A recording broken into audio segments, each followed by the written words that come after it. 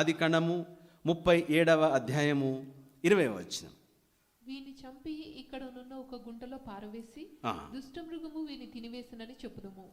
అప్పుడు వీని కలలేమగునో చూతము రండని ఒకనితో ఒకడు మాట్లాడుకొనిరి. వీని చంపి ఇక్కడనున్న ఒక గుంటలో పారవేసి అప్పుడు వీని కలలు ఏమగునో చూతుము రండి అని ఒకరితో ఒకడు మాట్లాడుకొనిరి. ఇక్కడ ఏమంటున్నారంటే వీని కలలు ఏమగునో చూతుమరండి. వీని కలలు ఏమగునో చూతుమరండి. వీళ్ళ దృష్టి అంతా ఏమిటంటే యోసేపునేదో చేయాలని కాదు, యోసేపునేదో చంపాలని లేదా యోసేపునేదో ధ్వంసం చేయాలని కాదు. ఏం చేయాలి చెప్పండి? అది యోసేపు కలలు ధ్వంసం చేయాలి, యోసేపు కలలు తీసేయాలి, యోసేపు కలలను నాశనం చేయాలి. నేను ముందు చెప్పాను, వాళ్ళ అసూయ కూడా యోసేపు మీద అసూయ కాదు, యోసేపు కళ మీద అసూయ. ఆ కళ చెప్పాడు కాబట్టి అసూయ. ఇప్పుడు కళలను తీసేయాలి. సోదరుడ సహోదరి, సత్యం ఏమిటంటే నీకు ఒక దర్శనం ఉంది అంటే సైతాను దాడి ఏమిటంటే నీ దర్శనాన్ని తీసేయాలి, నీ విజన్ తీసేయాలి, నీ కళలు చెరిపేయాలి. కాబట్టి నీ జీవితం అంతమయ్యేటట్టయినా చేస్తుంది, లేదా నీ జీవితాన్ని తీసేయడానికి ప్రయత్నం. ఎందుకంటే నువ్వు ఉంటే ఆ కళ నెరవేరుతుంది కాబట్టి. అందుకోసం చూడండి, ఎక్కువ సేవ చేసే వాళ్ళకు, బలంగా సేవ చేసే వాళ్ళకి ఎక్కువ శోధనలు వస్తాయి, భయంకరమైన శోధనలు. ఎన్ని శోధనలు చెప్పలేం. అసలు ఎట్టంటే మనకు కొంచెం ఏముందని హ్యాపీగా మైక్ ముందు చెప్తారు, మాట్లాడుకోవడం తప్ప ఏం లేదు అనుకుంటారు. మైక్ వెనక ప్రాబ్లం వేరేగా ఉంటుంది, స్టేజ్ ఎక్కినాక వేరే, స్టేజ్ వెనక స్టోరీ వేరేగా ఉంటుంది. ఎన్ని శోధనలు, ఎంత పోరాటం ఉంటుంది చెప్పలేం, ఎన్ని ఇబ్బందులు చెప్పలేం. అసలు దడదలు అంటే తలకిందులు చేసి పారేస్తాడు, అంతే, తలకిందులు చేసి పారేస్తాడు. కాబట్టి సైతాన్ ఏమిటంటే ఏమైనా సరే మన దర్శనాన్ని తీసేయాలి, కాబట్టి మన కళలు తీసివేయాలి, కాబట్టి కళలు చెరిపివేయబడాలి. కాబట్టి దానికి ఎంతకైనా తెగిస్తాడు. ఏమిటంటే ఆ కళలు తీసివేయాలి. అయితే ప్రభు ఒక మార్గమును సిద్ధము చేసి ఆ మార్గములో నడిపిస్తున్నాడు. నమ్ము సోదరుడా సహోదరి, నీ కలలు చెరిపివేయబడే పరిస్థితులు ఉన్నాయా? నీ కలలు అనగా నీ భవిష్యత్తు, లేదా దేవుడిచ్చిన దర్శనము, దేవుడిచ్చిన ప్రణాళిక, దేవుడిది చేస్తానన్నాడు, ఇది నెరవేరుస్తానన్నాడు, ఇది చెప్పాడు అని చెప్తే ఇక్కడ చూస్తే దానికి వ్యతిరేకంగా జరుగుతున్నాయా? దేవుడేమో ఇది చేస్తానన్నాడన్నా, ఇక్కడ చూస్తేనేమో ఉన్నదే పోయేటట్టుంది. దేవుడు నిన్ను ఆఫీసర్ చేస్తానంటే అసలు ఆఫీసర్ కాదు కదా, ఉన్న ఆ ప్యూన్ పోస్ట్ పోయేటట్టుంది. లేదా దేవునికి ఏదో ఇంకోటి ఇది ఇస్తానంటే అసలు ఉన్నదే ఎగ్జిస్టింగే, అంటే ఉన్నదే పోయే పరిస్థితిలో ఉన్నామా మనము? ఇక్కడ చూస్తే యోసేపు కలలు ఏమవునో చూస్తాము, వీడి కలలు ఎలా నెరవేరుతాయో చూస్తాం, వీడి కలలు ఎలా ఉంటాయో చూస్తాం, వీడి కలలు ఎలాగూ ఆ విధంగా అవి స్థిరంగా ఉంటాయి, లేదా ఆ కళలు ఎలా ఉంటాయో వీడంతు చూస్తాం, కళలు లేకుండా చేస్తాం. సోదరుడే సహోదరి, ఒక దర్శనం ఉంది అంటే అది ఆటోమేటిక్గా నెరవేరదు. కళలు చెరిపివేయబడే పరిస్థితిలో నుండి వెళ్ళాల్సి వస్తుంది. ఆ కళలు విడిచిపెట్టే పరిస్థితి, లేదా చచ్చిపోయే పరిస్థితిలో నుండి వెళ్ళాల్సి వస్తుంది. మృతతుల్యము, షారా గురించి, అబ్రహాము శరీరము మృతతుల్యము. కాబట్టి ఆ కళలు చచ్చిపోయే పరిస్థితుల్లో వెళ్ళాల్సి వస్తుంది.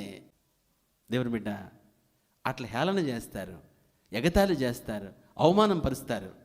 రెండవది, నిన్ను ఎలా అయినా అంచాలని చూస్తారు. వీడిని ఎలా అయినా అంచాలి, ఎందుకంటే వీడు ఏదో అయిపోతానని చెప్తున్నాడు, వీడు పొగరు తీయాలి. కొంతమంది ఏంటంటే కరెక్ట్ టైంలో స్ట్రోక్ ఇస్తారు, రైట్ టైంలో ఇస్తే చచ్చినట్టు వస్తాడు వాడు, వచ్చి మా కాళ్ళ దగ్గర పడతాడు, నీవు లేకుండా మళ్ళా కాదని అలా పడతాడు. కాబట్టి ఏం చేస్తారంటే ఆ కళను తీసేయాలనేసి సోదరుడే సహోదరి, అలాంటి పరిస్థితుల్లో వెళ్ళాల్సి వస్తుంది. అలాంటి పరిస్థితి చూడండి, ఏం చేసి 21వ వచనం కూడా చదవండి. 21వ వచనం, అలాంటి పరిస్థితిలో చూడండి, ఒక మాట చెప్తాను. ప్రభు ఒకటి ఏర్పాటు చేసి పెట్టాడు. 21వ వచనం, రూబేను ఆ మాట విని మనము వారిని చంపరాదని చెప్పి వారి చేతుల్లో పడకుండా అతన్ని విడిపించెను. దేవుడు రూబేనును సిద్ధపరిచి పెట్టాడు. శుభవర్తమానం ఏమిటంటే నీకు నాకు ఒక రూబేను ఉన్నాడు, ఒక రూబేను సిద్ధపరిచి పెట్టాడు దేవుడు. నిన్ను కాపాడడానికి, నీ కలలు కాపాడడానికి, నీ ప్రణాళిక నెరవేర్చబడడానికి రూబేను దేవుడు ఏర్పాటు చేసి ఉంచాడు. అమ్మో పట్టేసుకున్నారు, అమ్మో కట్టేశారు, అమ్మో గుంట్లో పడేశారు, ఇక చంపేస్తారా నాయన. అయిపోయింది పరిస్థితి, స్టోరీ అంతే. యోసేపు అనేవాడే ఫినిష్ అంతే. ఇక యోసేపు కలల దేవుడు, అది అంత చాలా దూరం. అది యోసేపే లేకపోతే యోసేపు కళ ఒక నెరవేడితే యోసేపునే కథం చేసే పరిస్థితి వచ్చేసింది. పట్టుకున్నారు, కట్టారు, గుంటలో పడేశారు, చంపేద్దాం అనుకున్న ముందు. అది అప్పుడు ఎవరు వచ్చారు? రూబేన్ ఎంటర్ అయ్యాడు. కరెక్ట్గా టైంకి రూబేన్ ఎంటర్ అయ్యాడు. ఒక విషయం చెప్తాను, సత్యం ఏమిటంటే దేవుడు ముందే ఆ రూబేనును ఆడ పెట్టి ఉంచాడు, సిద్ధపరిచి ఉంచాడు. ఎందుకంటే కలలు ఇచ్చినవాడు కలలు నెరవేర్చాలంటే యోసేపు సజీవంగా ఉండి తీరాలి. అది కూడా దేవుని బాధ్యతే. ఎందుకని? దేవుడే కలలు ఇచ్చాడు, కళలు నెరవేర్చాలి కదా. కళలు నెరవేర్చబడాలంటే ఈ క్యాండిడేట్ వెళ్ళిపోతే ఎట్లా? వెంటనే రూబేన్ అన్నాడు, వీడిని చంపేద్దామంటే, అందరు కలిసి అన్నారు చంపేద్దామంటే, రే వద్దురా, మన తోడు పుట్టినోడురా, మన నాన్న కొడుకురా, మన సొంత తమ్ముడురా, మనతో ఉండేవాడు చిన్నోడురా, అలా చేయబాకండ్రా. మరేం చేద్దామంటే ఒక పని చేస్తాం. అక్కడ దుష్టముగులను చంపి, ఒక జంతువు చంపి ఆ షర్ట్ తీసుకో దాంట్లో తడిపేసి వీడిని కుంటలో పడేద్దాం. మనమేమో వీడు చచ్చిపోయాడని చెప్పేసి ఏదో దుష్టమృగాలు తినేసి చెప్పి మా నాన్నకి చెప్పేద్దాం. అట్లా వీడి స్టోరీ అయిపోతుంది. ఇక కలలు గిల్లలు ఏముండదు, ఎందుకంటే వీడిని అమ్మేద్దాం. ఇక మన ముందు వాడు ఉండడు, మన నాన్న దగ్గర వీడు కనపడ్డాడు. సో దేవుడు ఏర్పాటు చేసి ఉంచాడు. దేవుని బిడ్డ, కొన్నిసార్లు ఏమిటంటే లైఫ్ పోయిందనిపిస్తుంది, అంతే, అయిపోయాను రాయన, ఇక భవిష్యత్తు దేవుడు తెల్లారే ఉండదు అనిపిస్తుంది. నెక్స్ట్ డే ఉండదు, తర్వాత అవ్వడము దేవుడు ఎరుగు, నెక్స్ట్ డేనే ఉండదు.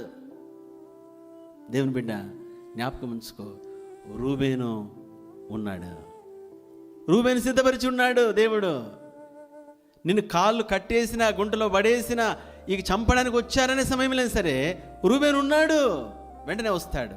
ఎప్పుడు వస్తాడు రూబేన్ అంటే, నిన్ను కాళ్ళు చేతులు కట్టేసాక రూబేను బయటకు వస్తాడు, అప్పుడు దాకా రాడు. అంటే దేవుని ఏర్పాటు అది, దేవుని ఏర్పాటు అది.